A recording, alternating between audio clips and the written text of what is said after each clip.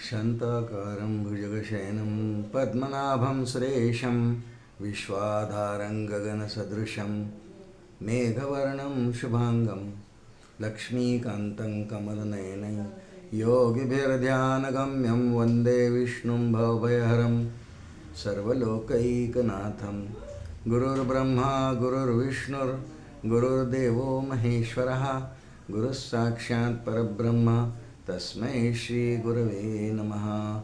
वसुदेवसुतं देवं कंसचाणूरमर्दनं देवकी परमानन्दं कृष्णं वन्दे जगद्गुरुं। कृष्णाय वासुदेवाय हरे परमात्मने प्रणतक्लेशनाशाय गोविन्दाय नमो नमः। श्री गोपाल कृष्ण भगवान की जय। अनंतकोटि ब्रह्मांड नायक राजाधिराज सच्चिदानंद सद्गुरु श्री ब्रह्मचैतन्य रामानंद प्रह्लाद महाराज की जय।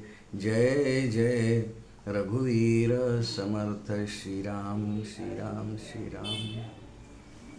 परमपूजनीय सद्गुरूंच्या कृपाशीर्वादाने श्री विष्णू सहस्रनाम या दिव्य स्तोत्रामधल्या भगवंतांच्या 1000 नावांचा आपण क्रमाक्रमाने विचार करतो आहोत। श्लोकाप्रमाणे आज आपल्यासमोर श्लोक क्रमांक 54 आहे। श्लोक म्हणू आधी आणि मग त्याच्या अर्थाकडे वळणार आहोत आपण। सोमपो भृतपस्सोमः पुरुजित पुरुषत्तमः विनयो जयस्सत्यसन्धो दाशारः सात्वतां पतिः। श्री गोपाल कृष्ण भगवान की जय। तुकाराम महाराजांचं एक वचन आहे, मज नाही तुझ्या ज्ञानाची ते चाड, घेता गोड वाटे नाम तुझे। ही संतांची वचनं खूप आपल्या जीवाच्या हिताची असतात हो। हा त्यांचा अनुभव आहे। तू ज्ञानस्वरूप परमात्मा आहे, सत्यम ज्ञानम अनंतम ब्रह्म, हे तुझं स्वरूप लक्षण आम्हाला श्रुतीने सांगितलं, बरोबर आहे। पण आम्हाला ज्ञानाचं काही विशेष चाडणं म्हणजे आवड नाही रे बा। आम्हाला तुझं नाम बरं, पांडुरंग पांडुरंग विठ्ठल विठ्ठल, त्यांचा अनुभव आहे। तुकाराम महाराजांनी त्यांच्या पूर्ण आयुष्यामध्ये पांडुरंगाचं नाव किती वेळा घेतलं असेल याची काय मोजदाद कोण करणार आहे। कारण ते नाम घेताना त्यांना घेता गोड वाटे नाम तुझे। नामाची अशी काही वेगळी गोडी नाही आहे। ब्रह्मचैतन्य महाराज म्हणतात की नामाला काही चव नाही आहे, पण नामाविषयी प्रेम जर खूप वाढलं तर मग त्या नामाविषयी खूप आकर्षण ओढ निर्माण होते, प्रेम वाटतं, प्रेमच वाटायला लागतं। आणि म्हणून ते अमृताहुनी गोड नाम तुझे देवा असा अभंग आहे। अमृतापेक्षा गोड म्हणजे अमृताशी तुलना केलेली आहे की नाम त्यापेक्षाही गोड आहे। सर्व संतांचा अनुभव आहे। एकदा जर त्याची गोडी लागली तर पण जो जीव नामस्मरण करायला लागला त्याला दुसरं काही सुचत नाही, करावं असं वाटत नाही। त्याचं व्यसन लागतं नामाचं आणि त्यामुळे त्या नाम पुढे परिणाम करून देतं, त्याला स्वरूपापर्यंत नेतं। नाम स्वरूपापर्यंत नेतं त्याचं कारण असं आहे की मागे आपण पाहिला मुद्दा की नाम आणि नामी यांचा अभेद असतो। म्हणजे रामाचं नाव श्रीराम जय राम जय जय राम आणि प्रभू रामचंद्र हे एकरूप आहेत। जितकी नामाची शक्ती तितके पाप नाही त्रिजगती। का? कारण परमात्म्याची शक्ती अशी आहे की जगातलं कोणतंही नाम जयाचैनी नामे महादोष जाती, जयाचैनी नामे गती पावी जेते असं मराठ्या श्लोकात वर्णन आहे ना। त्यामुळे ती शक्ती सर्व पापांचा परिहार करते। पण तुकोराम महाराजांनी त्या अर्थाने वचन म्हटलंय, मज नाही तुझ्या ज्ञानाची ते चाड, घेता गोड वाटे नाम तुझे। म्हणून नामाचा अभ्यास करण्यासाठी ही 1000 नावं आपल्यासमोर आहेत। नामाचा अभ्यास असतो, नाही तर नाम घेताना कंटाळून जात। माझे एक मित्र होते, म्हणजे श्यामराव तुम्ही कसा काय इतका जप करता वा 100 वचन, तुम्हाला कंटाळा नाही आहे? कारण त्याचं कारण आहे, नामामध्ये आपली अशी गोडी नाही आहे। ते हळूहळू सवयीने खूप त्यात मुरलं की मग ते हळूहळू आपल्याला त्यात ते गोड वाटायला लागतं। नामाशिवाय मनुष्य राहत नाही। घरी दारी आत बाहेर कुठेही नामच घ्यावं असं वाटतं असतो। आपण ज्या श्लोकाचा विचार करणार आहोत त्या श्लोकाकडे येऊ। सोमपो मृतपस्सोमः पुरुजित पुरुषोत्तमः विनयो जयस्सत्यसन्धो दाशारः सात्वतां पतिः। हा 54 क्रमांकाचा श्लोक आहे श्री विष्णू सहस्रनामात। आणि यात भगवंतांची 10 दिव्य नावं आहेत. पहिलं नाव या श्लोकातलं आहे सोमपहा, सोमपो. सोमरसाचा तिथे उल्लेख आहे. सोमयाग नावाचा यागही आहे, सोमयागही आहे. आणि सोमयागामध्ये सोमरसाचं प्राशन करावं लागतं. अनेकांची अशी एक समजूत आहे की सोम म्हणजे मध्य अर्थ नाही होत. सोम नावाची वनस्पती आहे. काय असे यज्ञ असतात की त्या यज्ञामध्ये तेच हवनद्रव्य लागतात. प्रत्येक यज्ञाचं वेगळं वेगळं आहे. यज्ञाविषयी फार चिंतन आहे, स्वतंत्र ग्रंथ आहेत. त्यामुळे यज्ञामध्ये आहुती कोणत्या दिल्या जाव्या, आज्याची असावी, तिळाची असावी, ह्या आता मुख्य आहुती आहेत. पण त्या व्यतिरिक्त यज्ञनारायणाला त्या यागासाठी प्रसन्न करून घेण्यासाठी काही विशिष्ट आहुतींचं समर्पण करावं लागतं. जसं सोमयाग जो आहे, ज्याचं आता इथे नाव आहे, तिथे सोम नावाच्या वनस्पतीपासून निघालेलं द्रव पदार्थ त्याला सोमरसच म्हणतात. सोम नावाच्या वनस्पतीपासून निघालेला रस, त्याचा पिळून काढलेला तो रस त्या यज्ञात आहुती द्यावी लागते. मग सोमपो नाव का आहे? त्या सोम नावाच्या वनस्पतीपासून काढल्या गेलेला तो रस जो आहुती म्हणून स्वीकार करतो, म्हणून त्याचं नाव सोमप. त्या यज्ञात सोमयागातलं अत्यंत पवित्र पेय. खरंच सोमयागाविषयी मी ज्या गावात राहतो, आमच्या अमरावती शहरात नारायण गुरु महाराजांनी सोमयाग करून घेतला होता मागच्या शतकामध्ये. फार अवघड वस्तू लागतात हो तिथे. वाघाच्या शेपटीचे केस, रानडुकरांनी उकरलेली माती, असे काही वस्तू तिथे लागतात, पदार्थ तिथे लागतात. कठीण आहे खूप करायला सोमयाग. सर्वात मोठा याग सोमयाग आहे. आपल्याला अनेक याग माहिती आहेत. राजस्व यज्ञ माहिती आहे, अश्वमेध यज्ञ माहिती आहे, पुत्रकामेष्टी यज्ञ माहिती आहे, दत्तयाग, रामयाग, हे मोठे मोठे छोटे मोठे यज्ञच आहेत. पण अश्वमेध यज्ञामध्ये घोडा असा लागतो श्यामकर्णी, म्हणजे पांढरा घोडा आणि काळे कान, तो फिरवायचा. पण त्या यज्ञानंतर यज्ञपती भगवान असल्यामुळे त्या आहुतींनी प्रसन्न होऊन, सध्या सोमप शब्दाचा अर्थ पाहतोय आता आपण, यज्ञातलं अत्यंत पवित्र पेय, सोमयागातलं अत्यंत पवित्र पेय सोमरस, त्याचं प्राशन करून भक्तांनी अत्यंत मनापासून दिलेलं, ऋत्विजांनी मंत्र म्हटले, यजमानांनी आहुती दिली, भगवंतांनी प्रसन्न अंतःकरणाने स्वीकारलं. भोक्ता म्हटलंय त्याला, यज्ञाचा भोक्ता आहे. पुढे श्री विष्णू सहस्रनामाच्या समाप्तीला श्लोक येणार आहे. यज्ञो यज्ञपतिर्यज्वा, यज्ञांगो यज्ञवाहना, यज्ञभृत यज्ञकृत यज्ञ साधना, असा श्लोक येणार आहे. त्यात सगळ्या यज्ञाचंच वर्णन आहे तेवढ्या श्लोकामध्ये. शेवटी समाप्तीला तो श्लोक येतो. पण तूर्त सोमपो, सोमपहा या शब्दाचा अर्थ आपण पाहतोय. सोमप याचा अजून एक अर्थ केला आहे. सोम म्हणजे चंद्रालाही सोम म्हणतात. त्याचा रस पिणारा म्हणजे शीतलता देणारा, शांत प्रदान करणारा, हा ज्याच्यामुळे तो सोमपो. चंद्राला सुद्धा शीतलता प्रदान करणारा, सामर्थ्य देणारा, म्हणून सोमपा. आणि तात्पर्य असं म्हटलं या श्लोकाचं आचार्यांनी म्हणताना भाष्यामध्ये, की श्री विष्णू यज्ञ, पूजा आणि भक्तीचं फल देतो. सगळे ते पदार्थ स्वीकारतो आणि त्यानंतर त्याचं यथायोग्य फल देतो. यत करोशी यदश्नासी यज्जीवोशी ददासी यत तपस्यसी कौंतेय तत्कुरुष्व मदर्पणम, भगवान 9व्या अध्यायात बोलले. त्या सगळ्यांना अतिशय प्रेमाने स्वीकारतो भक्तांनी दिलेली वस्तू. कारण भक्तांनी प्रेमाने दिलेली आहे, भगवान स्वीकारतात आणि त्याचं त्या क्रियेचं फल यथाशक्ती त्याला भगवान देतात. त्याच्या क्रियेप्रमाणे ते फलं देतात. आणि म्हणून प्रसन्न होऊन यज्ञामध्ये फल देणारा सोमरसाचं प्राशन करून, म्हणून पहिलं नाव आपण जे चिंतन केलं ते सोमपो किंवा सोमपहा असं आहे. दुसरं नाव या श्लोकातलं क्रमाने आहे 10 नावांपैकी अमृतपहा. सोमप तिथे विसर्ग अवग्रह आहे. सोमपहा अमृतपहा म्हणजे अमृताचे प्राशन करणारा. अमृत पहा, प म्हणजे पिणारा, अमृताचं प्राशन करणारा. समुद्र मंथनाच्या वेळी देवदानवांनी जेव्हा समुद्राचं मंथन अमृताच्या इच्छेने देवांनी केलं, मग भगवान श्री विष्णूंनीच सांगितलं की तुम्ही दानवांचं सैन्य घ्या, बलीचं सहाय्य घ्या. तेव्हा राजा बली आहे दैत्यांचा राजा, तो भक्त आहे बरं भगवंतांचा. आणि मग अमृताची उत्पत्ती झाली. एकदम अमृत आलं नाही, आधी हलाहल विष आलं, 14 रत्न निघाली ना. पण सगळ्यात शेवटी धन्वंतरीने अमृताचा कलश आणला. अमृत पहा आपण अर्थ करतो आहे. आणि अमृताचं प्राशन करणारा हा आहेच, पण समुद्र मंथनाच्या वेळी देवदानवांनी केलेल्या समुद्र मंथनाच्या क्रियेनंतर अमृत निघाल्यानंतर दैत्याने पळवून नेलं. आधी ते चपळ आहेत, कुशल आहेत, बलवानही आहेत, त्यांनी देव पाहत असताना पळवून नेलं. पुन्हा मोहिनी अवतार घेऊन, मोहिनी अवतार धारण करून भगवंतांनी त्या दैत्यांना, राक्षसांना युक्तिप्रयुक्तीने, बोलण्याने थोडं भुलवलं आणि त्याआधी देवांना प्राशन करून दिलं. आणि म्हणून अमृत पहा याचा अर्थ देवांना अमृत मिळवून देणारा, त्याचं आधी रक्षण केलं दैत्यांपासून अमृताचं. त्यांना पिऊ दिलं नाही, रक्षण केलं म्हणजे वाचवलं, ते देवांना दिलं.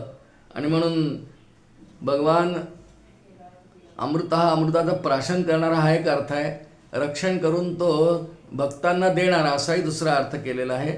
म्हणून जे भक्त, एक लक्षार्थ असा या श्लोकाचा आचार्यांनी दिला आहे की भगवान अमृतस्वरूप आहेत.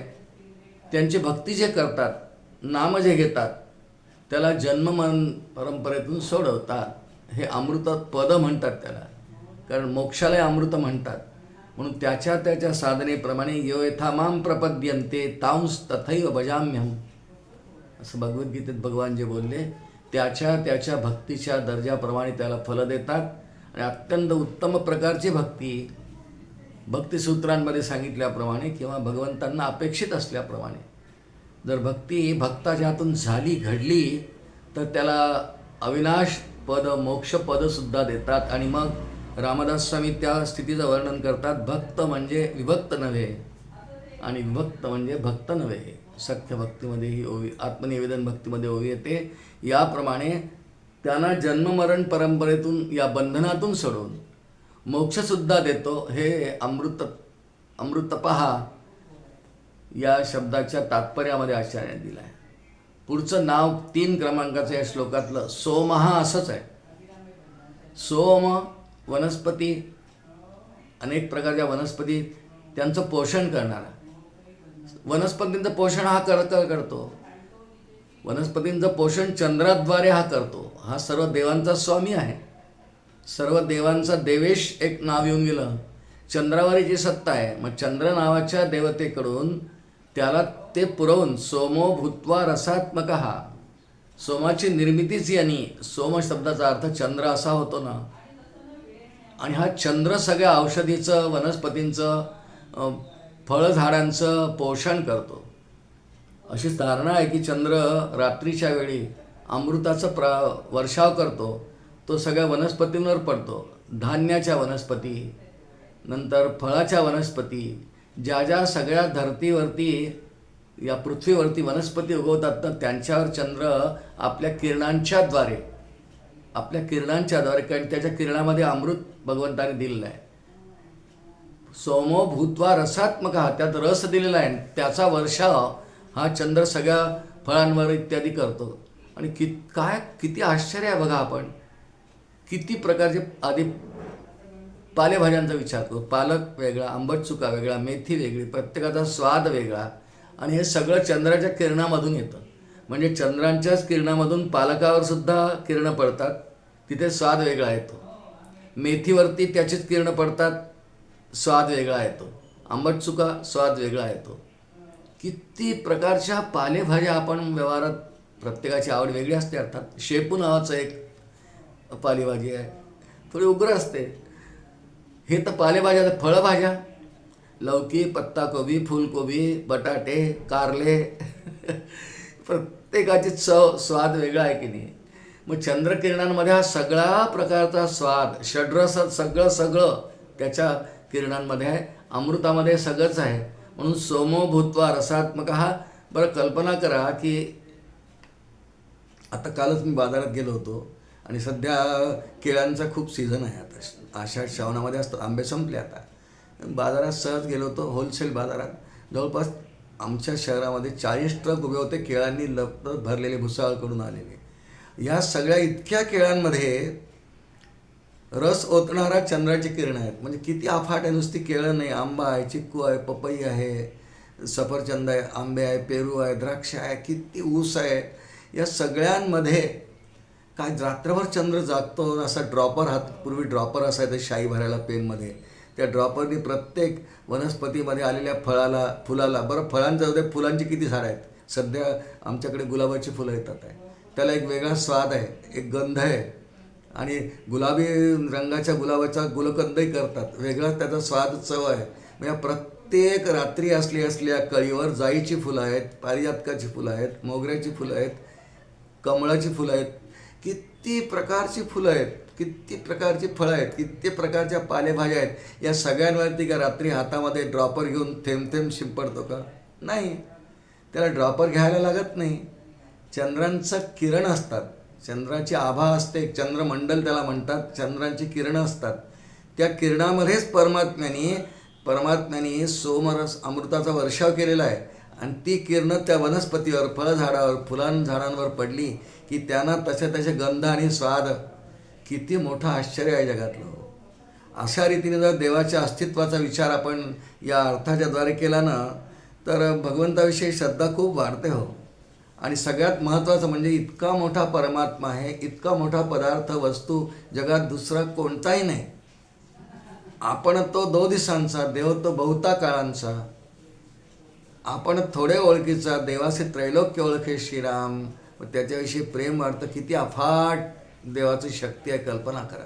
सगळ्या वनस्पती, धान्याच्या, गहू, ज्वारी, मका, सोयाबीन, सगळ्यावरती, प्रत्येकवरती मक्याची कणसं येतात. एक कणीस उघडून पहा, 1500 दाणे एका रांगेत शिस्तही आहे, नियम आहे, यथासमय ती येतातच. ही सगळी सृष्टी निर्माण करताना भगवंतांनी ही व्यवस्था लावून ठेवली. एवं प्रवर्तितं चक्रम नानु वर्तयती ह याहा. एवं प्रवर्तितं चक्रम, हे चक्र म्हणजे अखंड चक्राकार गती. असं नाही की केलं एक दिवस केलं आणि थांबून गेलं, असं नाही. चंद्राचंही हे किरणांच्या द्वारे वनस्पतीवर, फळांवर, धान्यांवरती अखंड अमृताचा वर्षाव करण्याचं काम सुरू आहे. म्हणून भगवंतांचं एक नाव सोमच आहे. सोम, वनस्पतींवर अमृतांचा वर्षाव चंद्राद्वारे करून घेणारा, म्हणून त्याचं एक नाव सोम असं आहे. आणि आपल्या परिचयाचं आहे सगळं. आपण सगळ्या या वनस्पतींचं सेवन करतो. ते सेवन करताना जर मला शेपूची भाजी आवडत असेल तर ती खाताना प्रत्येक घासाला मला ही चंद्राच्या द्वारे परमात्म्याने यांना सोमरस अमृत दिलं आहे. आणि म्हणून परमात्म्याची आठवण झाली पाहिजे, असा त्याचा तात्पर्य अर्थ आहे. जे मी खाईन, जे पिईन, हे सगळं भगवंतांची कृपा आहे. सोम नावाच्या अर्थाचा हा अर्थ आहे. 4 क्रमांकाचं नाव आहे श्लोकातलं आहे पुरुजित.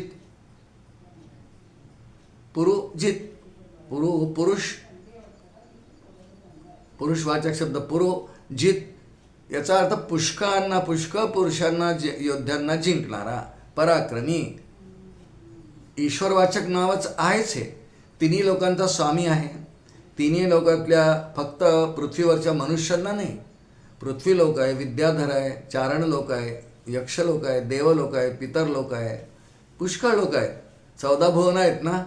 या सगळ्या प्रकारच्या पुरुषांना जिंकणारा, याचा अर्थ काही प्रत्येकाशी युद्ध नाही करायला लागत, पण प्रत्येकाचा स्वामी असणारा. आपण याच्या आधीच्या श्लोकात वर्णन पाहिलं, गोप्ता शब्द आला होता. पालनपोषण करणारा, शास्ता, प्रभू, त्यांचं नियंत्रण करणारा, त्या सर्वांचं रक्षण करणारा. म्हणून भगवंतांचं नाव पुरुजित. जिंकणारा म्हणजे युद्ध करूनच जिंकणारा असा नाही. ईश्वराच्या बाबतीत, ईश्वर भूमिकेत या नावाचा विचार केला तर सर्वांचं पालनपोषण करून त्यांना जिंकणारा, त्यांना जिवंत ठेवणारा, त्यांना सगळ्या गोष्टी पुरवणारा, म्हणून पुरुजित. आणि अवतारवाचक हे नाव मानलं तर अवतारातल्या कथा आपण पहा. पंचवटी रामायणातला प्रसंग आहे. प्रसंग विस्ताराने बोलत नाही आता, पण पंचवटीमध्ये शूर्पणखेची विटंबना झाली. तिने खरदूषणांकडे तक्रार केली. मग आधी खरदूषणाने 14 राक्षस पाठवले. रामाने एका बाणाने मारले पुरुजित. मग ती पुन्हा गेली खरदूषणांकडे. लांछन आहे म्हणे, तुम्ही इथे रक्षणासाठी थांबलेत पंचवटीच्या, रावणाने ठेवलं आहे, माझे भाऊ आहात, आणि माझी विटंबना केली, नाक कान त्यांनी कापले माझे. ते 14 राक्षस तर एका बाणाने मारले रामाने. मग पंचवटीमध्ये पुढे खर आणि दुसरे यांनी 14,000 राक्षस पाठवले. या 14,000 राक्षसांची प्रभू रामांनी, अवतारामधली गोष्ट आहे, अवतार आहे आता राम, ईश्वराचा अवतार प्रभू राम त्रेतायुगातला, त्यांनी 14,000 दैत्यांचा एकट्याने वध केला. पुरुजित शब्दाचा अर्थ पाहतोय आपण. रामायणाचा विचार केला तर पुढच्या काळात प्रभू रामचंद्रांनी जानकीचं हरण झाल्यानंतर, वानरांची सुग्रीवांची मैत्री झाल्यानंतर, हनुमंतांची भेट झाल्यानंतर संपूर्ण वानर सेनेसह वर्तमान लंकेवर आक्रमण केलं. प्रतिज्ञा केली की मी रावणाला बांधवांसहित मारीन, बांधवांसहित मारीन. आणि म्हणून पुरोजित खूप पराक्रम वानर सैन्य केला, रामांनी केला, लक्ष्मणांनी केला.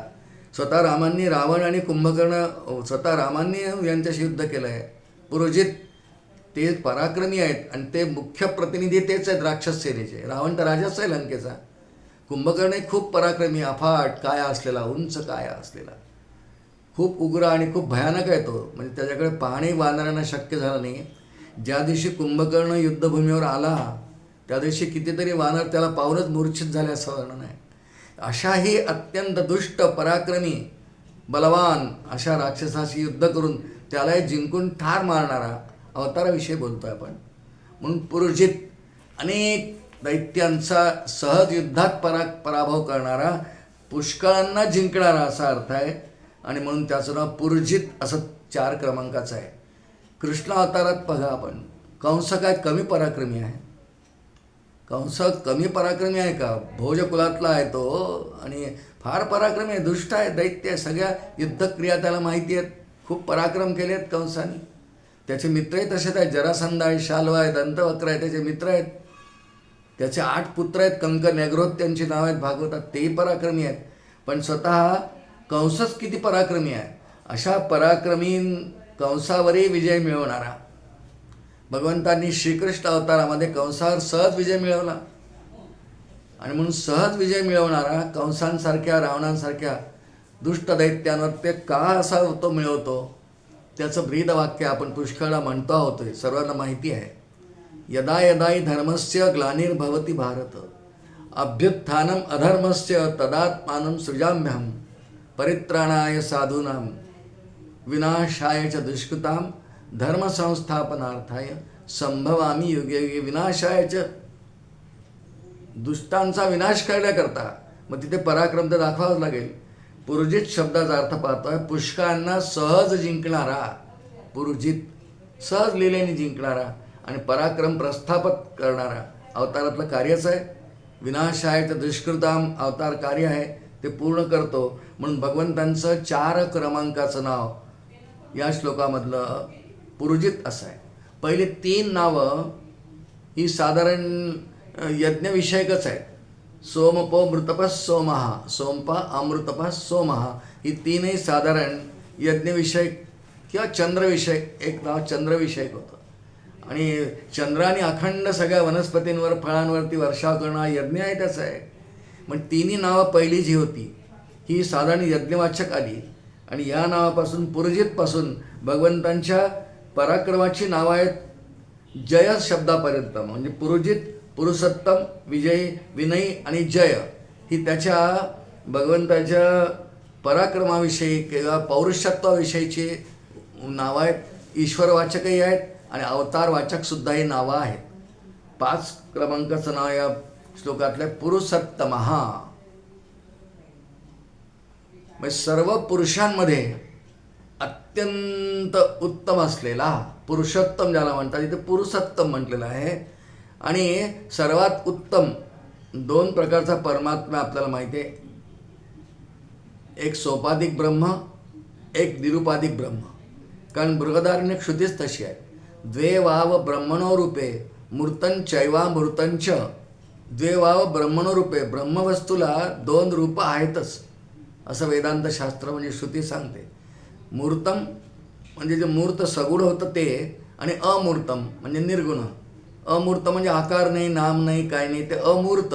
मूर्त म्हणजे नाम आहे, आकार आहे, इतर सगळ्या क्रियावाचक ते आहे, तो क्रियाही करणार आहे, तो अक्रिय आहे. निरुपाधिक ब्रह्म अक्रिय आहे, अजय, अमर आहे वगैरे त्याची वर्णन आहेत. पण हे 2 मुळात संकल्पना आहेतच शास्त्रामध्ये. निरुपाधिक ब्रह्म, सोपाधिक ब्रह्म. त्यापैकी सोपाधिक ब्रह्माविषयी बोलणं सुरू आहे. हे ईश्वराचं नाव आहे पुरुषोत्तमः. हा युगायुगामध्ये अवतार तर घेतोच, पण कधी कधी वेळ प्रसंगी आपल्या भक्तांना सोपाधिक ब्रह्मातलं सगळ्यात मोठं रूप, सोपाधिक ब्रह्म जीवही ब्रह्मच असल्यामुळे तोही आहे, पण लहान आहे. देहाच्या देहाला उपाधी म्हणतात. उपाधीच्या आकाराप्रमाणे आकार धारण करतो, पण सोपाधिक ब्रह्मातलं सगळ्यात मोठं रूप त्याचं हे विश्वरूप आहे, विराट रूप आहे. त्यांनी कधी कधी भक्ताला दाखवलं आहे. अर्जुनाला कुरुक्षेत्रावर दाखवलं. श्रीमद भागवतात एक प्रसंग आहे. भगवान बालपणी माती खात होते एकदा, आणि गोपींनी जाऊन यशोदाबाईंना सांगितलं, तुझ्या मुलांनी माती खाल्ली, तिला काही खरं वाटे ना.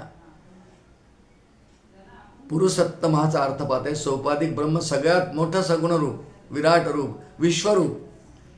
तर यशोदेला काही खरं वाटलं नाही, माझा कृष्ण माती कसा खाईल, आत्ता एवढं लोणी खाऊन गेलाय, तो माती कसा खाईल. पण ती आली, कृष्णाला सांगितलं, कृष्णा तू माती खाल्ली. तो नाही म्हणाला. वास्तविक खाल्ली आहे, त्याला बोलता येत नाही, पण आईला म्हणताना जणू काय बोलतं अशी व्यासमहर्षींनी कल्पना केली आहे. काय व्यासमहर्षींचं काव्याची रचना, कल्पना आहे हो. त्यांनी कल्पना केली, कृष्ण जणू काय बोलला. त्याला बोलता येत नाही, दोन्ही गालामध्ये मातीचे गोळे भरलेत, त्याला तोबरा म्हणतात, बोलता नाही येत आहे. पण जणू काय तो आईला सांगतोय, नाहम भक्षितवान अंब सर्वे मिथ्याभिशंसिनः यदि सत्यम गिरस्तर्हि समक्षम पश्यमे मुखम. अर्थ सोपा आहे. नाही आई, न अहम भक्षितवान अंब, अंब म्हणजे आई असा अर्थ होतो संस्कृतमध्ये. नाही आई, मी नाही खाल्लं माती, तुला खोटं वाटतंय. यदि सत्यम गिरस्तर्हि समक्षम पश्यमे मुखम, तू माझ्या तोंडात बघ. मग यशोदेनी कृष्णाच्या तोंडात त्यांनी आ केल्यावर पाहिलं, तिथे भगवंतांनी त्याच्या मुखामध्ये तिला विश्वरूप दर्शन, सोपाधिक ब्रह्मातलं सर्वात मोठं रूप, याच्यापेक्षा मोठं विशाल रूप नाही आहे, तेच विराट रूप, तेच विश्वरूप आपल्या आईला दर्शन दिलं. तिला ते पावलं नाही, तिला मूर्छा आली, ती खाली पडली, व नंदबाबा आले. पुढे कथा विस्तार वेगळा आहे. पण फक्त पुरुषोत्तमः सोपाधिक ब्रह्मामधलं सर्वात श्रेष्ठ असलेलं विराट रूप, विश्वरूपसुद्धा भगवंतांनी लिलेनी, अगदी लिलेनी, काय परमात्मा आहे नाही, तोंडामध्ये सगळे चंद्र, सूर्य, ग्रह, नक्षत्र, अनंत कोटी ब्रह्मांड गरगर गरगर फिरत होते. आपल्याला मर्यादाप्रमाणे ऑर्बिट्सप्रमाणे सगळे ग्रह तारे फिरत होते. तेजस्वी खूप. दिवी सूर्य सहस्रस्य भवेद्युग पदोत्थिता यदि बा सदृशे सास्य भासस्तस्य महात्मना. भगवद्गीता 11 अध्यायात वर्णन आहे. ते सगळं तिने पाहिलं, तिला मूर्छा आली, बेशुद्ध पडली. विश्वरूप दर्शन तिला करवलं. पुरुषोत्तमाचा अर्थ पाहतो आपण. विशाल असं विराट रूप उत्कृष्ट रीतीने धारण करणारा. मग त्याला स्वतःला त्याचं भय आहे का? नाही, त्याचं रूपच आहे ते, त्याचं रूपच आहे. देवा ब्रह्मणो रूपे मूर्तम, पहिला मूर्तन प्रयोग केला आहे, सगुण. आणि याच श्रुतीचा रामदास स्वामींनी पुढे मग दासबोधात विवेचन करताना आधी मूर्त म्हटलं आहे ना, आणि च अमूर्तंच, मूर्ताचा उल्लेख आधी आहे. म्हणून सगुणाचेनी आधारे निर्गुण पाविजे निर्धारे सारासार विचारे संत संगे श्रीराम. सगुणाचेनी आधारे, सगुण ब्रह्मातलं सोपाधिक ब्रह्म ज्याला म्हणतात, सर्वात मोठं रूप, या अर्थाने पुरुषोत्तम या अर्थाची छटा श्रीमद विष्णू सहस्रनामात व्यासांनी वर्णन केलेली आहे. हे 5 क्रमांकाचं नाव झालं. 6 क्रमांकाचं नाव आहे विनयी. विनय शब्द आहे त्यात. विनय धारण करणारा विनयी, विनयात धारते इति विनयी. आणि त्यामुळे नित्य कितीही उग्र रूप भगवंतांनी धारण केलं, विराट रूप, तरी अत्यंत नम्र. विनयी शब्दाचा अर्थ नम्र असा होतो. नम्र झाला भूता तेणे कोडलेले अनंत आहे, जीवांना उपदेश करणारं वचन आहे हरिपाठामध्ये, की भक्तांनी नम्र राहिलं पाहिजे सगळ्यांची. मग हा स्वतः आधी नम्र आहे ना, याचं अवतारवाचकही नाव आहे, ईश्वरवाचकही नाव आहे. वास्तविक बघा, भगवान श्री विष्णू कुठे राहतात? क्षीरसागरात. कशावर निसतात? शेषाच्या शय्यावर निसतात. शेषशाही भगवान म्हणतो आपण. आणि लक्ष्मीदेवी पाय चुरतात, सेवा करतात अखंड. 2 ते जीव म्हणजे सर्प आणि लक्ष्मीदेवी अखंड सेवेत आहेत. भगवान योगनिद्रेत आहेत, सुखात आहेत आणि अगदी आनंदात प्रसन्न आहेत. पण या दोन्ही गोष्टी सहज उपलब्ध आहेत. पाय दाबणारी उपलब्ध आहे, शय्या उपलब्ध आहेत, तरी कधीही भगवंतांना अहंकार नाही होत. विनयी आहे, नम्र आहे. नम्रपणे लक्ष्मीदेवींशी बोलेल, लक्ष्मीपणे शेषाशी बोलेल. अतिशय नम्र. आणि हे त्याचं आचरण जे आहे विनयीपणाचं, हे जीवांनी धारण केलं पाहिजे, भक्तांनी केलं पाहिजे. म्हणून माऊलींनी या आशयाची एक ज्ञानेश्वरीत ओवी लिहिलेली आहे. पै थोरपण परा सांडिजे, पै थोरपण परा सांडिजे, व्युत्पत्ती अवघी विसरिजे, जगात धाकुटे होईजे, ते जवळीक माझी. जगाशी तेवढा व्यवहार करताना नम्रपणाची वागणूक येईल. भाषा नम्र, वागणं नम्र, आदर इतरांना व्यक्त करणं, त्यांना आदरार्थी विशेषण लावणं, त्यांना अरे कारे न म्हणणं, अशा पद्धतीने व्युत्पत्ती आपली विसरून, भगवान स्वतःची व्युत्पत्ती विसरून, मी ईश्वर आहे विसरून, जेव्हा जेव्हा सुदामदेवांचं चरित्र आपण आठवा, काय विनय आहे भगवंतांचा. सुदामदेवांचा जरी तो बालसखा आहे, सहाध्यायी आहे सांदीपनीच्या आश्रमातला, पूर्ण कथानक आपण जर डोळ्यासमोर आणलं, भगवान त्याच्याशी किती प्रेमाने वागतात. तो पायी आलाय, अनवाणी आलाय, त्याच्या पायातले काटे काढतात, त्याला प्रेमाने विचारतात, सुदामा तुझा विवाह झाला आहे का? हो म्हणतो. ते स्वतः प्रत्येक गोष्ट विनयाने, रुक्मिणी म्हणतात, देवी पंचपक्वान्नांचा आज नैवेद्य करायचा, मला स्वयंपाक करायला, मला जेवू घालायचं आहे. किती विनय आहे. वकील द्वारकाधीश आहे, सुदामा अत्यंत दरिद्री कफल्लक आहे, पण भगवंतांची वागणूक बघा, सगळं विनयी आहे. तो ज्ञानवंत आहे, ज्ञानाचा सागर आहे, खूप विद्या त्याच्याजवळ आहे, पण विद्या विनयनं शोभते हे सुभाषित नंतर पुढे त्याच्या एकंदर आचरणावरून आलं. तो ईश्वर असो, अवतार असो, राम असो, कृष्ण असो, वामन असो, त्यांनी बलीवरती क्रोध नाही केला. बलीला तो विनयानेच म्हणाला की हे बली, मी बालक आहे, मला जेवढं हवं तेवढं मी मागितलं आहे, त्यामुळे मला फक्त 3 पावलं जमीनच दे, विनयाने त्यांनी म्हटलं. आणि प्रत्येकच कृती त्याची कोणत्या अवतारात घ्या, प्रत्येक प्रसंग घ्या, ती अत्यंत विनयानी आणि नम्रपणेच आहे. रावणाशी भगवंतांचा संवाद आहे, युद्धभूमी होते, तर नम्रपणेच आहे. त्याची चूक, त्याचा अहंकार त्याला समजावून सांगितला आहे, पण नम्रपणे.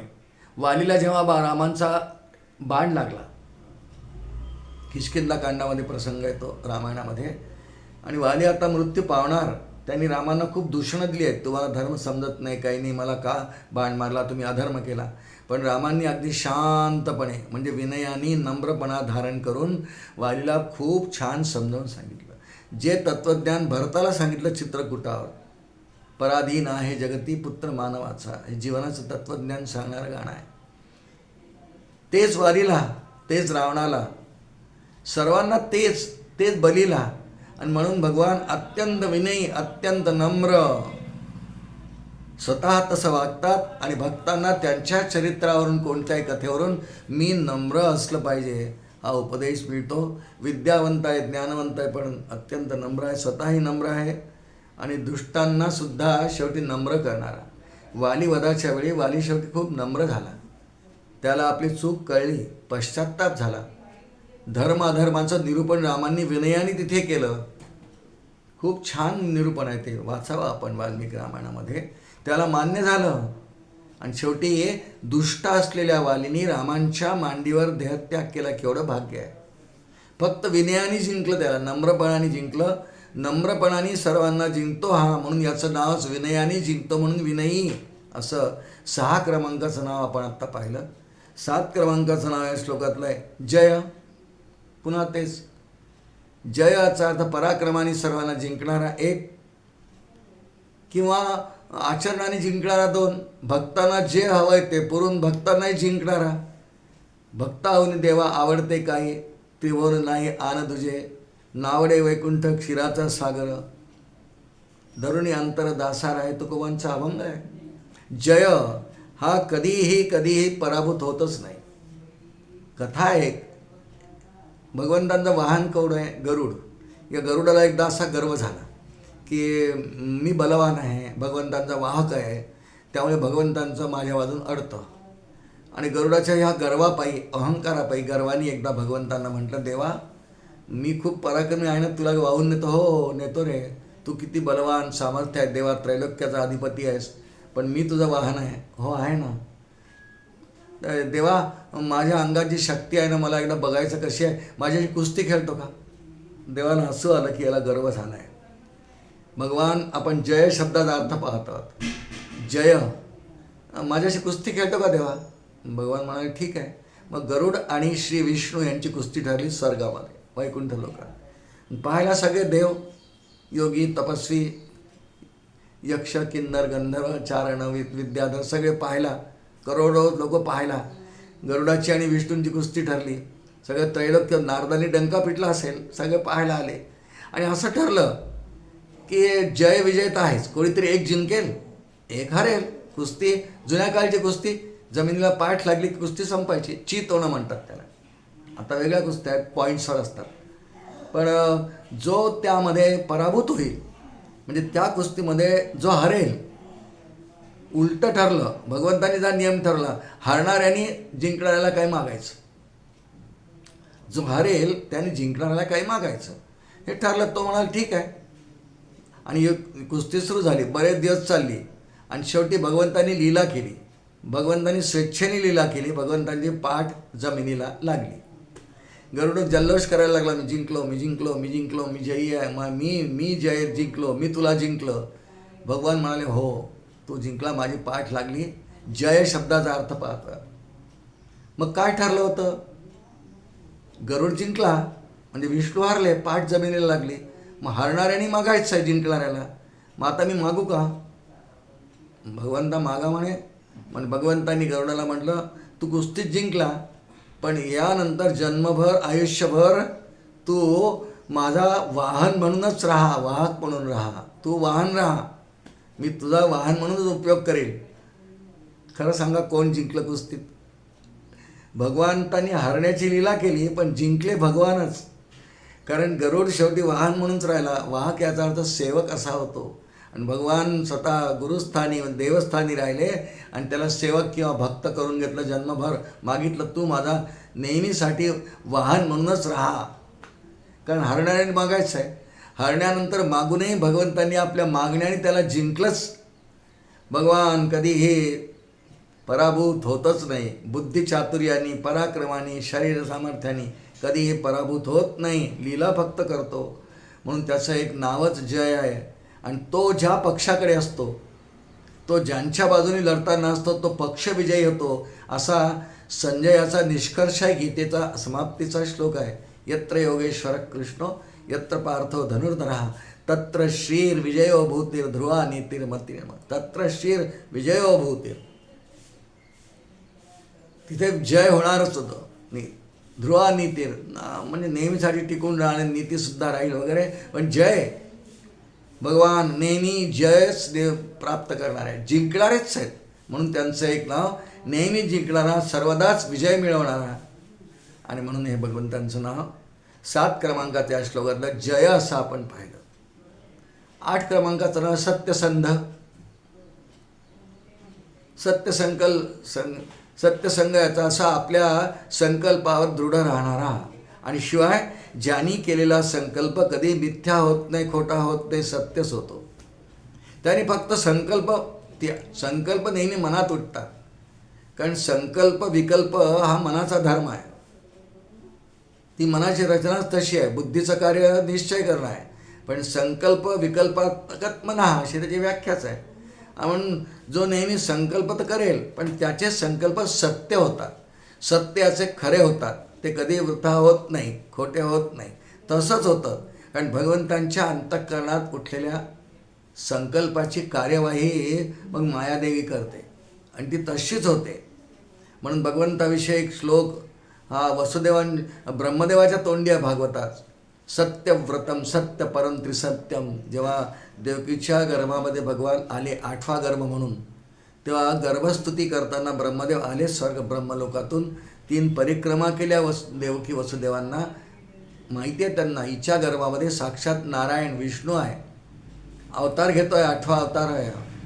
म्हणून त्यांनी परिक्रमा केली. त्यांच्या तोंडात 5 श्लोकांची स्तुती आहे, त्याला गर्भस्तुती म्हणतात. सत्यव्रतम सत्य परं त्रिसत्यम सत्यस्य योनिम निहितंच सत्ये. सत्यसत्यामृतत्वं सत्यात्मकं त्वां शरणं प्रपद्ये असा श्लोक तिथे आहे. सगळं सत्य सत्य सत्यच आहे. सत्य तू सत्य तू सत्य तू विठ्ठला तुकोबांच्या अभंगात आहे.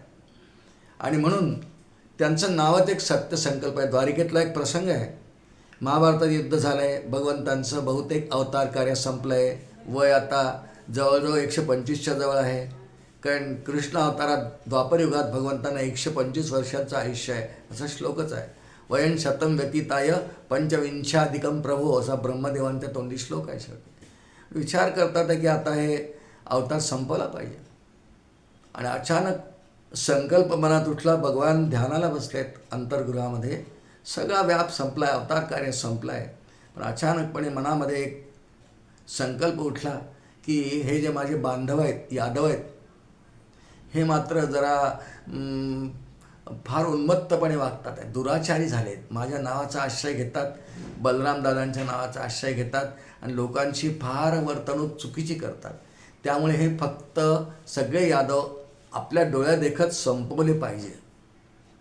इतका भगवंतांच्या मनात एक फक्त संकल्प आला. पुन्हा ध्यानात गेले. मग पुढे त्यांनी काहीच नाही केलं. पुढे कार्यवाही मायेने केली.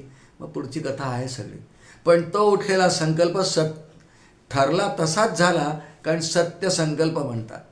सत्य संग याचा अर्थ पुढे यदुकुलाचा विनाश होणारी घटना घडली. तो सांबाला सर्व यादव बालकांनी स्त्रीचं रूप दिलं, परीक्षा घेतली, त्यांनी शाप दिला, मुसळ निर्माण झाला वगैरे कथा आहे तिथे.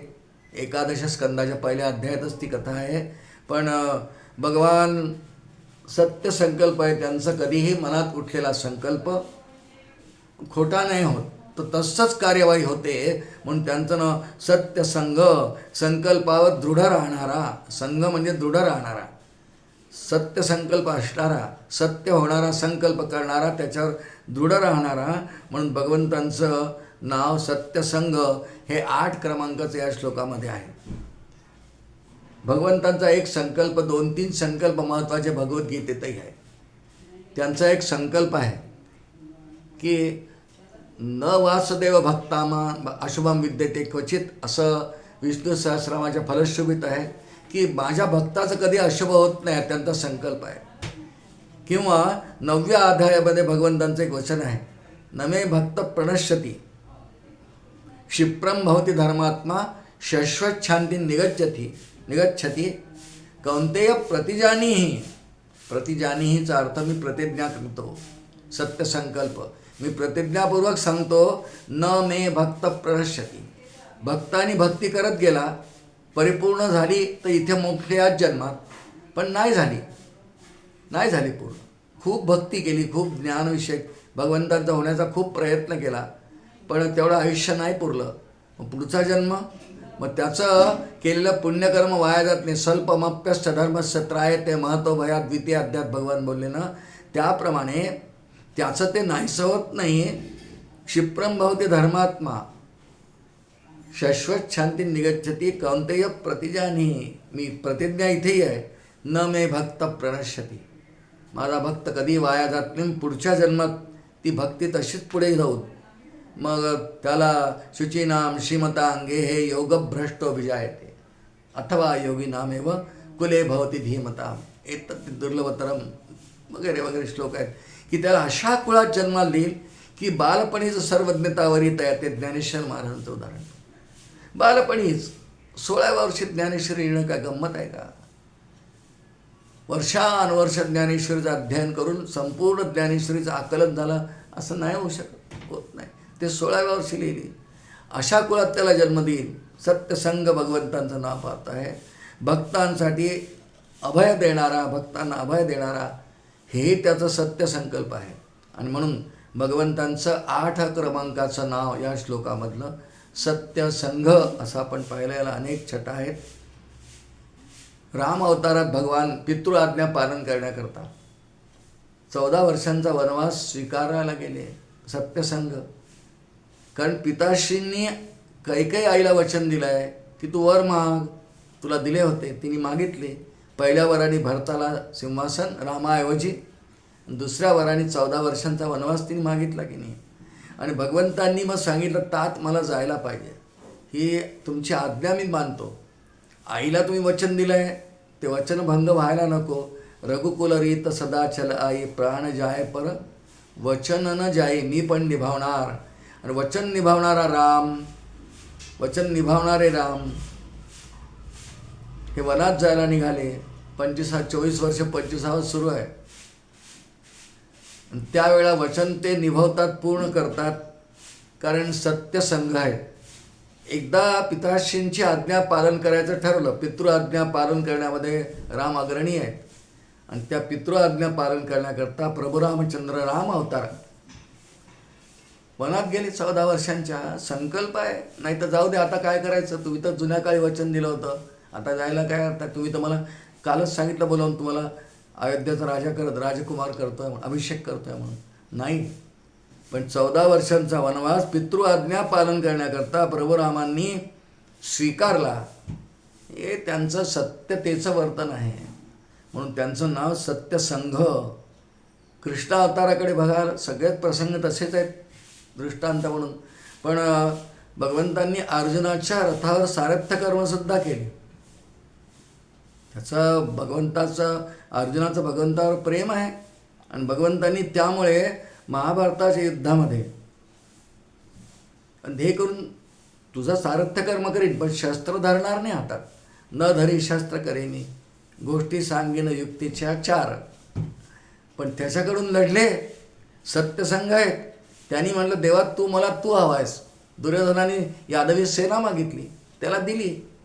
पण स्वतः अर्जुनाच्या रथावर सारथ्य कर्म भगवंतांनी केलं. त्यामुळे कैस्या पार्थाचे निरुपम प्रेम माऊली म्हणतात. काय प्रेम आहे भगवंतांचं. त्यांनी संकल्प तसाच केला, सत्यसंघ, की मी करेन सारथ्य तुझ्या रथावर. ते निभावलं. आणि म्हणून पुढे युद्धात मगाशी श्लोक ऐकला आपण, संजयाच्या मुखी जो भगवद्गीतेचा अंतिम 700वा श्लोक आहे ना, त्यात यत्र योगेश्वर कृष्णो यत्र पार्थो धनुर्धरा तत्र शिरविजयो भूतीर ध्रुवा नीतीर मतिर्मम. जय झाला याच्या सत्यतेमुळे. याप्रमाणे 8 क्रमांकाचं नाव सत्यसंघ हे आपण भगवंतांच्या राम अवतारातल्या, कृष्ण अवतारातल्या काही प्रसंगाद्वारे समजून घेतलं. 9 क्रमांकाचं नाव या श्लोकातलं आहे, श्रोते हो, दाशार्ह. 2 छटा या अर्थाचे आहेत. एक दाशार नावाचं कुलय आहे. श्रीमद भागवतामध्ये असं वर्णन आहे की द्वारिकेत सगळे यादव राहायचे, 56 कोटी यादव राहायचे असं वर्णन आहे. त्यांची अनेक कुळं आहेत, एकच कुळ नाही आहे. यदुकुल मुख्य आहे, पण त्यामध्ये गोत्राच्या भिन्नतेप्रमाणे मग त्यात अनेक प्रवरांच्या भिन्नतेमुळे अनेक कुलं उत्पन्न झाली असं वर्णन आहे 90व्या अध्यायामध्ये श्रीमद भागवताच्या, की द्वारिकेमध्ये यदुकुलामधल्या कुलांची पुढे विभागणी होऊन एकंदर यादवांची 101 कुलं होती. 101 कुळं होती. ती सगळी यादी आहे भागवतात. त्यातलं एक कुल आहे दाशार्ह, हे कुल आहे. आणि म्हणून दाशार्ह कुलात उत्पन्न होणारा म्हणून त्यांचं भगवंतांचं एक नावच दाशार्ह हा आहे. या श्लोकातलं 9 क्रमांकाचं असं लिहिलेलं आहे. आणि दुसरा छटा आचार्यांनी दिलेली आहे, ज्याला आम्ही एखाद्याने दान द्यावं, सर्वस्वाचं सुद्धा दान ज्याला आपल्याला देता आलं पाहिजे, देता येऊ शकतं, आणि ते ज्याला स्वीकारता येतं, सर्वस्वाचं दान करायला अत्यंत उत्तम म्हणून दाशार्ह. सर्वस्वाचं दान भगवंताला देता येतं आणि भक्त देतातच. सर्वस्व समर्पण करतात. ओम ब्रह्मार्पणम ब्रह्मवीर श्लोक म्हणतो ना, ब्रह्मतेन गंतव्यम ब्रह्मकर्म समाधीना म्हणतो ना आपण. किंवा कोणतंही कर्म केलं, पण पूजा, यज्ञ, दान, तप, तर सगळ्यात शेवटी तत्सत ब्रह्मार्पण वस्तू असं म्हणण्याचा प्रघात आहे. सगळं ब्रह्मरूप परमात्म्याला अर्पण करायचं आहे. हे सर्वस्वाचं दानच आहे. हे सर्वस्वाचं दान करायला अत्यंत योग्य. आणि दानाविषयी भगवान 18व्या अध्यायात बोलले, हे सात्विक दानात जातं. हो, ज्याला सर्वस्व दान देता येतं म्हणून दात्याला सात्विक दाता म्हणतात. तिथे दातव्यमिती यद्दानम दियते नुपकारिणे देशे कालेच पात्रेच तद्दानम सात्विकम स्मृतम, भगवद्गीतेत श्लोक येतो. ते सात्विक दान अशा सात्विक दानाचा एक भोगता, सगळं दान ज्याला देता येतं, सर्वस्व दान. दान घेणं काही सोपं नाही, ते पचवता आलं पाहिजे. भगवान सर्व दान घेतो आणि ते पचवतं, याचा अर्थ त्याची ती शक्तीच आहे, महाशक्तिमान आहे. नाही तर दान जे घेतात त्यांना दान मला इतकं मिळाल्याचा गर्व होऊ शकतो की मला इतकं दान मिळालं बरं काल, अभिमान धारण होऊ शकतो, अहंकार होऊ शकतो. भगवंताचा अहंकाराची एकही छटा नाही आहे. आणि म्हणून किती मोठं दान मिळालं तरी त्याचा अहंकार न होता तो त्या भक्ताला आपल्यात विलीन करून घेतो. म्हणून सर्वश्रेष्ठ दान देण्याला सुद्धा अत्यंत योग्य पदार्थ वस्तू, म्हणून त्याचं नाव दाशार्ह असं आहे. आणि त्याप्रमाणे श्रोते हो, पुढचं नाव म्हणजे अंतिम नाव आजच्या श्लोकामधलं आपल्याला जे आलेलं आहे, सात्वतां पतिः. हे एकच नाव आहे, सात्वतां पतिः. याचा दोन अर्थ आचार्यांनी भाष्यात केले आहेत. सात्वत नावाचं एक तंत्र आहेत. अनेक तांत्रिक विद्या आहेत बरं का, अनेक तांत्रिक. 3 प्रकारे ईश्वराची आराधना होते. 3 प्रकारचे प्रकार आहेत, यंत्र, तंत्र आणि मंत्र. यंत्र, तंत्र आणि मंत्र हे 3 आहेत. आपल्याला इतका त्याचा खोलात विचार नाही करायचा आज, पण हे 3 प्रकार आहेत. त्या प्रकारे एक तांत्रिक प्रकार आहे, तांत्रिक प्रकार आहे, मांत्रिक प्रकार आहे, आणि एक यज्ञ, तंत्र, मंत्र तिन्ही आहेत. मांत्रिक यज्ञ आहे, तंत्र, मंत्र तिन्ही असते. त्यापैकी सात्वत नावाचं एक तंत्र आहे. सात्वत नावाचं एक तंत्र आहे, त्याची रचना आणि त्याच्यावर व्याख्यान करणारा, म्हणून सात्वतां पती, त्याच्यावर व्याख्यान करणारा, त्याचा स्वामी. पती याचा अर्थ स्वामी असा होतो. त्या सात्वता नावाच्या तंत्राचा स्वामी, निर्माण करणारा, मूळ पुरुष म्हणून त्याच्यावर व्याख्यान करणारा. म्हणून भगवंतांचं एक नावच या श्लोकामध्ये 10 क्रमांकाचं सात्वतां पती, ही एक छटा. आणि पुन्हा दाशार्ह, जसं यादवांचं एक कुल होतं तसं सात्वत नावाचं सुद्धा एक यादवांचं कुल होतं. ही दोन्ही नावं शेवटची 2 आहेत, ही कुलवाचक पण आहेत. म्हणून त्या त्या कुलाचा स्वामी, त्या त्या कुलांमध्ये जन्म घेतलेला सात्वतां पती, यादव कुलाचा स्वामी. सात्वत नावाचा यादवांचं एक कुळ आहे, मुळात कुळ यादवांचं आहे, पण त्यात जे 101 कुलं आहेत मगाशी उल्लेख झाला, त्यापैकी एक कुल सात्वतां नावाचं कुल आहे. त्या कुलामध्ये जन्म घेणारा पण येणारा, आणि म्हणून सात्वतां पती ही शेवटची 2 नावं भगवंतांच्या कुलांचा उच्चार करणारी नावं आहेत. दाशार्ह आणि सात्वतां पती 2 वेगळी आहेत. दाशार्ह एक नाव आहे, सात्वतां पती ही एक नाव आहे. ही कुलविषयक नाव आहेत. म्हणून ज्या ज्या कुळात जन्मलेल्या त्या कुळाचं नाम जे आहे तेच याचं नाव भीष्माचार्यांनी धर्मराजाला सांगितलं. मग ते व्यासाने ग्रथित केलं. आणि याप्रमाणे श्रोते हो, आज आपण भगवंतांच्या दिव्य नामांचा विचार करताना सुरुवातीला तुकोबांच्या वचनाचा आधार घेतला. मज नाही तुझ्या ज्ञानाची ते चाड, घेता गोड वाटे नाम तुझे, या उक्तीने प्रारंभ केला. आणि मग श्लोक आज आपण चिंतन केला. सोमपो मृतपः सोमः पुरुजित पुरुषोत्तमः, विनयो जय सत्यसंधो दाशार्ह सात्वतां पतिः. या श्लोकामध्ये 54 क्रमांकाचा हा श्लोक 10 नावं आली. आणि त्या 10 नावांचा यथामती यथाशक्ती हळूहळू आपण विचार केला. त्या नावांच्या छटांचा जो अर्थ आचार्यांनी भाष्यात केला आहे, श्रीमद आद्य शंकराचार्यांनी श्री विष्णू सहस्रनामाच्या भाष्यामध्ये, त्यामध्ये त्या अर्थाप्रमाणे आपण चिंतन करण्याचा प्रयत्न केला. याप्रमाणे 10 नावांचा अर्थ आज आपण चिंतन केलेला. यथामती यथाशक्ती तो परमपूजनीय सद्गुरूंच्या चरणी मी समर्पण करतो. भगवान श्री गोपालकृष्णांच्या चरणी समर्पण करतो आणि वाणीला विराम देतो. अनंतकोटी ब्रह्मांड नायक राजाधिराज सच्चिदानंद सद्गुरु श्री ब्रह्मचैतन्य रामानंद प्रल्हाद महाराज की जय. सब संतन की जय. लक्ष्मी व्यंकटेशा गोविंदा गोविंदा गोविंदा.